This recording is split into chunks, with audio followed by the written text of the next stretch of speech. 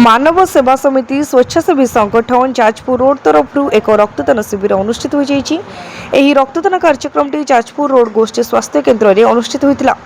उक्त कार्यक्रम मानव सेवा समितिर स्वेच्छासेवी रंजन राउत बापा चतुर्थ श्राद्ध वार्षिक उपलक्षे कर उक्त शिविर को जाजपुर रोड्र वरिष्ठ समाजसेवी तथा आईनजीवी विवेकानंद महांती दीप प्रज्वलन कर उद्घाटन करते।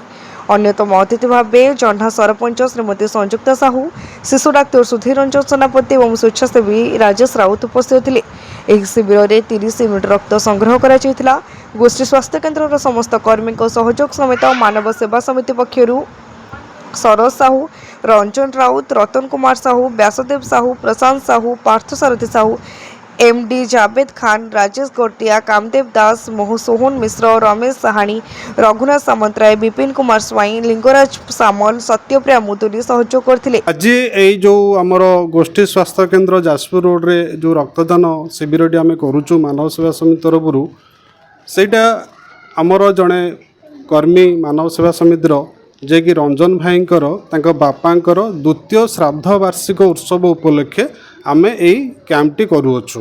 किंतु एई रक्तदान होची एक महत दान। एई दानठू बड़ दान किछि नाही।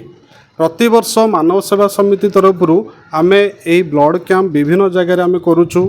विभिन्न स्वेच्छासेवी कार्य सहित आउ रक्तदान होची हमर एक मुख्य कार्य रोची एवं एही कार्य करी आमे समाज को एक वार्ता दौचु जे रक्तर जो संकट आजिकल देखा जाइछि से संकट को अभाव को आमे पूरण करिया पई हमर महत उद्देश्य होची रक्तदान शिविर। आज मानव सेवा समिति तरफ व्यासनगर मेडिकल रे रक्तदान शिविर अनुष्ठित होची स्वेच्छाकृत भावे।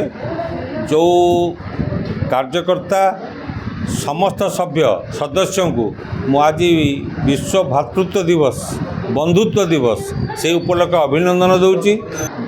आमर कलिंगर टाटा स्टील एम्प्लॉइज मान तरफ ये संगठन होती तेणु ये संगठन जो कार्यक्रम करिसेंती रक्तदान उत्सव आज करिसेंती व्यासनगर रे ये सबुठारु एक प्रशंसनीय कार्यक्रम पुण्य कार्यक्रम महत कार्यक्रम से जाजपुर सिविल सोसाइटी तरफ मु धन्यवाद दूँ।